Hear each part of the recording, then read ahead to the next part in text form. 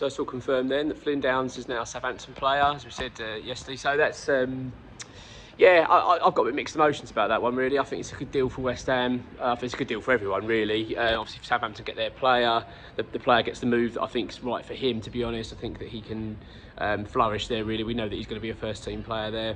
West Ham got a decent amount of money for him, £18 million, a good return on that. So, all in all, it's a decent deal. I'm not complaining about that, but it does feel quite sad, the fact he's a West Ham fan, and I like him. Do you know what I mean? I think he did well for West Ham. I think every time he pulled on the shirt, he did a good job. So, it's a bit of a shame to see him go, but all in all, I think overall, as I say, it's a decent deal. So this should, as I've said in a previous video now, have the sort of knock-on effect now, and we should start seeing things happen. There's a bit of frustration, I think, amongst fans that we're not getting things done quickly.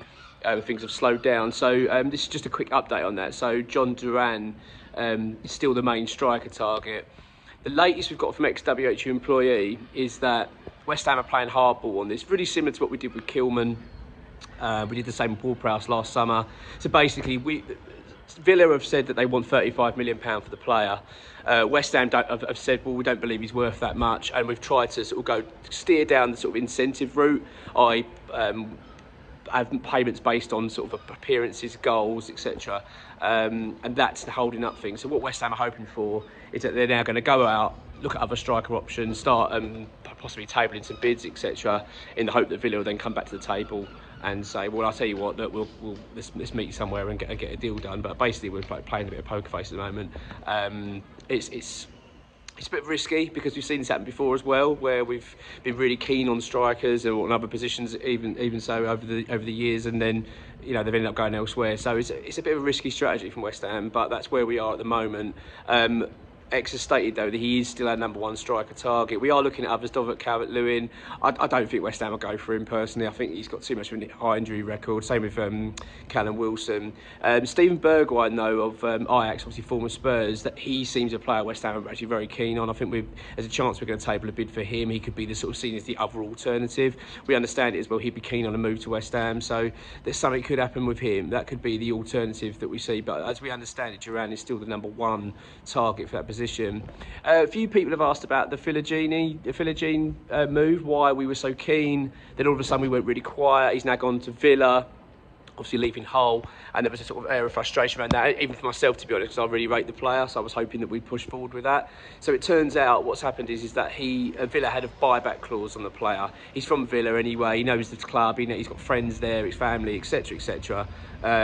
Once West Ham established that, that's why we pulled out. We just thought, well, if Villa are keen, he's keen to go back, and they've got a buyback option, we're wasting our time. So West Ham simply just dropped all interest. So that's why we went from quite a strong interest in Philogene, and we reported on this channel as well, and then it's just gone quiet. And I was the same as you, asking X, like, what's happened here? I thought we were going to push in a move for this player, but that's the reason why. So basically West Ham decided it was not worth our while to keep trying to push for a player that wanted to go out to Villa. So that's why he's then got that move, and West Ham had no real further interest in him.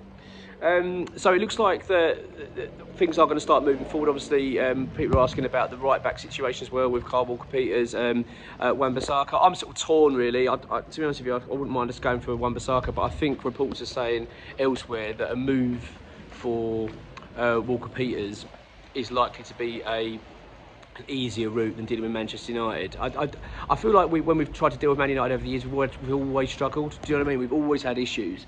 When you think about it, like when we tried to get Maguire, that was a nightmare. Jesse Lingard, of course, that saga went on and on and on.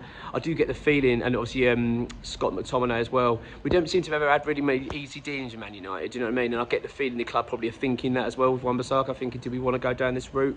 But it does, I'm a bit torn with it. I mean, because I'd like Wan-Bissaka personally. I think he's a bit more established, and I think that we'd probably get better value for money, and also he's a bit younger as well. But Walker-Peters is still a key target. So the fact we've got the Downs deal over the line, I think that they'll start pushing forward with that. I mean, obviously I understand there's a bit of frustration at the moment because we want to see things happen, but I think as well it's still quite early in the window. We've still got plenty of weeks to go, and I can see West Ham now So putting some bids in and getting things moving along.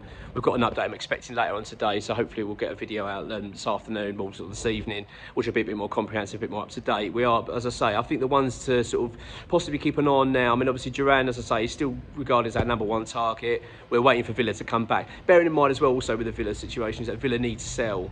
They've been purchasing players, they need to get rid of Duran. So West Ham are hoping they're going to come back and say, look, okay, let's try and get a deal done. But as I say, Steven Bergwijn also is the key one as sort of seen as the other alternative, and also bearing in mind we've got a very good relationship with Ajax as well, having dealt with them for Alvarez and Kudus, etc. So yeah, it's going to be I imagine quite an intense few weeks, but I'm expecting as well some things to happen the rest of this week, so hopefully we've got a decent update later on. But until then, come on you Irons.